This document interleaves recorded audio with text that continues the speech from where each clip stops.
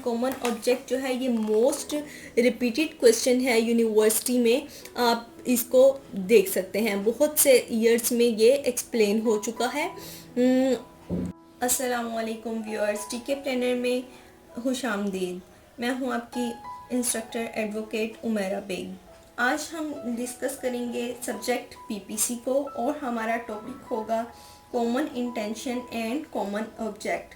Common intention and common object कौन से section के तहत डील किए जाते हैं, पीपीसी क्या है, और common intention and common object के टॉपिक में हमारा introduction, definition, meaning, scope, ingredients क्या होंगे, और इसमें हम डिस्कस करेंगे अनलॉफुल असेंबली को कौन से सेक्शन के तहत डील किया जाता है और अनलॉफुल असेंबली क्या है, और डिस्टिंग्विश बिटवीन सेक्शन 34 एंड 149। अब सबसे पहले पीपीसी का इंट्रोडक्शन जान लेते हैं। पीपीसी जो है ये मजमुआ ताज़ीराती पाकिस्तान इसको कहा जाता है, द मेजर क्रिमिनल एक्ट कहा जाता है, और पीपीसी में सज़ाओं का तयन किया जाता है जो कि एक क्रिमिनल रॉन्ग डॉट के तहत जो एक्ट लोग करते हैं उसके तहत जो सज़ाएं दी जाती हैं। अब हम जानते हैं, और हर वो शख्स इन काम की खिलाफ वर्जी करता है वो मुजरिम होगा और सज़ा का मुस्तहिक होगा, और वो ये सज़ाएँ एक्सप्लेन करेगी पीपीसी। और ये पीपीसी की पनिशमेंट्स का क्वेश्चन मैं पिछले लेक्चर में एक्सप्लेन कर चुकी हूँ, आप वो देख सकते हैं। अब हम common intention and common object जो है ये मोस्ट रिपीटेड क्वेश्चन है यूनिवर्सिटी में। आप इसको देख सकते हैं, बहुत से ईयर्स में ये एक्सप्लेन हो चुका है। गौर से सुनिएगा प्लीज़। कॉमन इंटेंशन क्या है, कॉमन ऑब्जेक्ट। कॉमन इंटेंशन मुश्तरका नीयत, मुश्तरका इरादे को कहते हैं, और कॉमन ऑब्जेक्ट मुश्तरका मकसद को कहते हैं। यानी कि एक ऐसा अनलॉफुल अमल जिसमें सब लोगों की नीयत एक थी, इरादा एक था, और इसमें मकसद एक था। जैसे कि अब प्रीफेस जानते हैं, section 3449 of PPC embodies the rule of constructive liability, which means that a person is liable for the consequences of the act of another person. Section 3449 should not be mixed up together. The role of common intention in section 34 and common object is section 149 are not synonymous in any way and they have got their distinguished features. अब इसमें इसका कहने का मकसद ये है कि PPC section 3449 ऐसे तामीराती असूलों की तश्कील करते हैं, यानी कि ऐसे कॉन्सिक्वेंसेस को फाइंड आउट करने की कोशिश करते हैं, जिसका मतलब 34 और 149 में एक्सप्रेस किया गया है कि एक शख्स दूसरे शख्स के फेल का जिम्मेदार होगा, लायबल होगा। यानी कि उन 5 लोगों ने डकैती करने का इरादा कर लिया, ठीक है, वो गए हैं, मन के मुश्तरका इरादे से गए हैं, कॉमन इंटेंशन से गए हैं।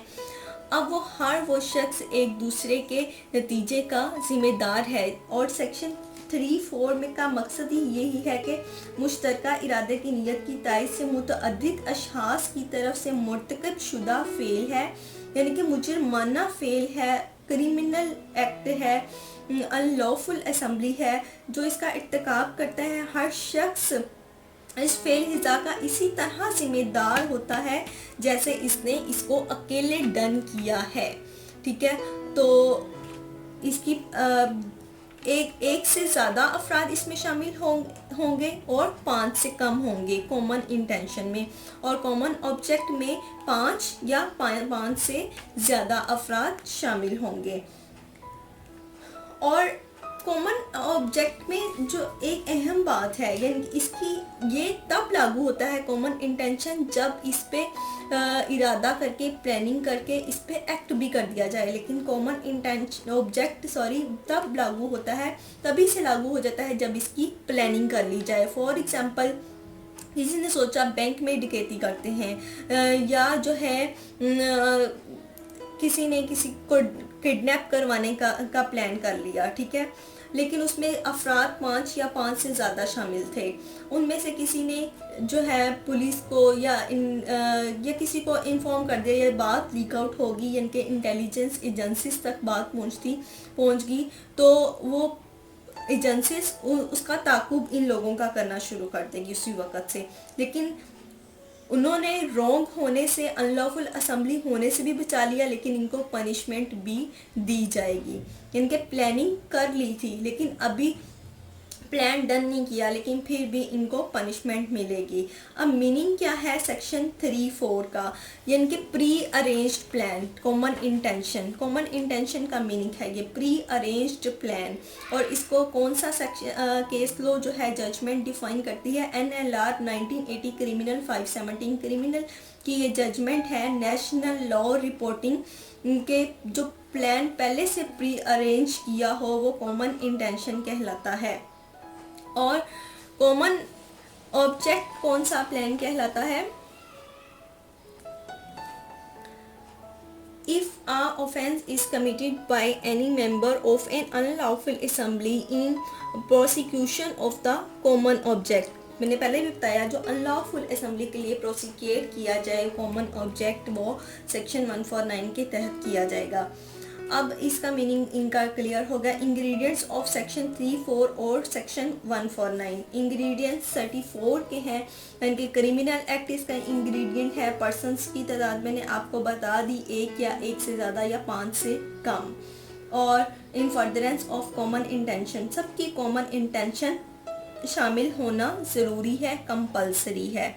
अब कॉमन ऑब्जेक्ट में के इंग्रेडिएंट्स देखते हैं। कॉमन ऑब्जेक्ट के जो इंग्रेडिएंट्स हैं, offence is committed, offence is committed in section under section 40 of PPC as a thing made punishable by PPC. मैंने आपको पहले बता दिया पीपीसी पनिशेबल एक्ट्स को डील करती है। टू इन्वोक सेक्शन 149, जो सेक्शन 1 ने आपको बता दी, एक या एक से ज़्यादा या 5 से कम।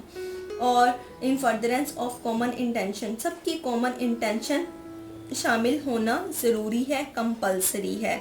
अब कॉमन ऑब्जेक्ट में के इंग्रेडिएंट्स देखते हैं। कॉमन ऑब्जेक्ट के जो इंग्रेडिएंट्स हैं, offence is committed, offence is committed in section under section 40 of PPC as a thing made punishable by PPC. मैंने आपको पहले बता दिया पीपीसी पनिशेबल एक्ट्स को डील करती है। टू इन्वोक सेक्शन 149, जो सेक्शन 149 को इन्वोक करेगा, और an offence has to be committed.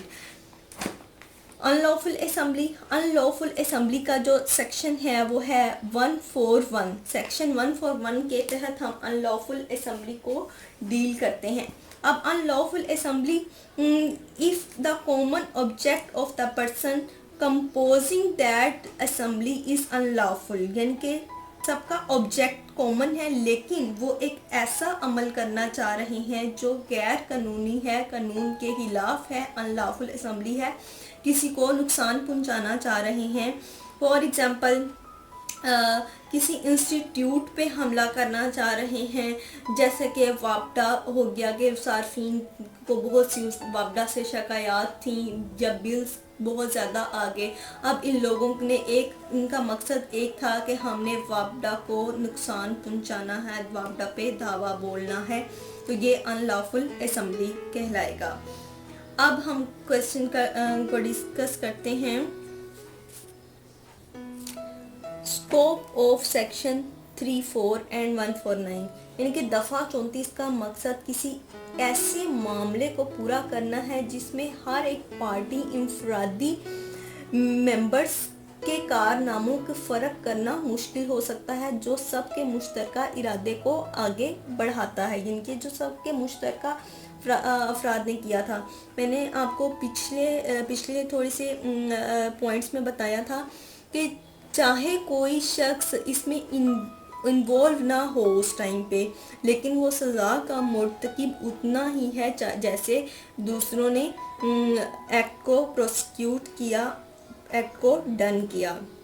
अब सेक्शन 149 ऐसे मामला जो ज़्यादा मेंबर्स के ज़रिए सरजद होते हैं और महज एक काबिल दफात जुर्म है और कोई काबिल ज़िक्र जुर्म है, इसकी कोई 149 की सज़ा फ्राहम नहीं, यानी कि कोर्ट्स इसकी सज़ा का तयन खुद करती है।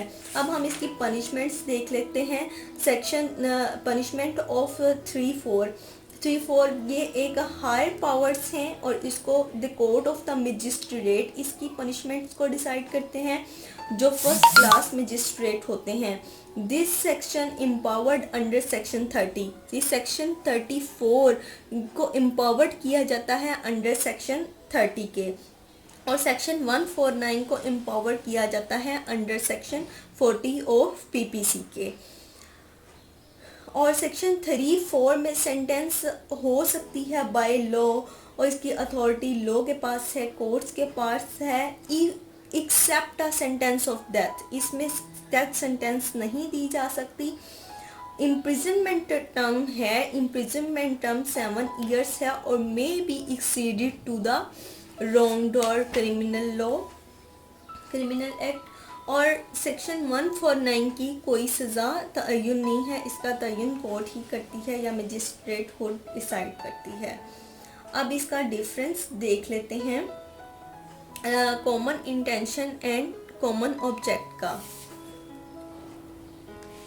नंबर ऑफ पर्सन्स, कितने मेंबर्स होंगे, मोर देन 1 या लेस देन 5।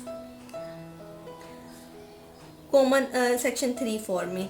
सेक्शन 149 में 5 या 5 से ज़्यादा। मीटिंग्स ऑफ माइंड, यानी कि 3(4) में जो है प्री कंसेंट मीटिंग होगी, और इसमें सेक्शन 149 में will apply even if there was no pre meeting of mind. यानी कि कुछ दोस्त मिल के जा रहे थे रास्ते में, तो उन्होंने गाड़ी में बैठे बैठे किसी और की गाड़ी का ताक़ुब शुरू कर दिया और सोचा कि डकैती कर लेते हैं, इनसे पर्स वगैरह छीन लेते हैं, मोबाइल फ़ोन स्नैच कर लेते हैं वगैरह वगैरह। पार्टिसिपेशन, जो सेक्शन 3(4) है, कॉमन इंटेंशन है, उसमें पार्टिसिपेशन नेसेसरी है। और सेक्शन 149 में जस्ट आपने इरादा कर लिया, आप साथ जुर्म में शामिल हो गए, लेकिन आपकी पार्टिसिपेशन जो है वो नेसेसरी नहीं है ये अनलॉफुल असेंबली के लिए। As to offence, as to offence में क्रिमिनल लाइबिलिटी होगी, और इसमें जो है सेक्शन 149 में offence committed by any other members for an unlawful assembly. Presence of accused, presence of accused में सेक्शन 3(4) जो है कहता है कि मस्ट बी प्रेजेंट हो, और सेक्शन 149 में कहता है कि must not be present at the time of the offence. Development, common intention can be developed even at the spur of the moment, or common object cannot be developed, यानी कि ये नहीं develop हो सकता। as to act done, section 3(4) will apply where the common intention to do an act which was done, or common object of the unlawful assembly for the, इसमें no common intention, just of a common object as to done an unlawful assembly. Precluding remarks क्या होंगे, section 3(4) and 149 PPC making a person vicariously liability for the acts of his companions. Both section 3(4) and 149 cannot always be proved by direct evidence, and it should be inferred from surrounding facts and circumstances of the case. अब जो section 3(4) और 49 था, 3(4) में हाजिर होना यानी कि शामिल होना ज़रूरी है, और 149 में ज़रूरी नहीं है। ये काबिल दस्त अंदाज़ी जुर्म है, कॉग्निजेबल ऑफेंस है, जिसमें आपने मुश्तरका कार्रवाई करने का सोच लिया लेकिन आप साथ शामिल नहीं हुए।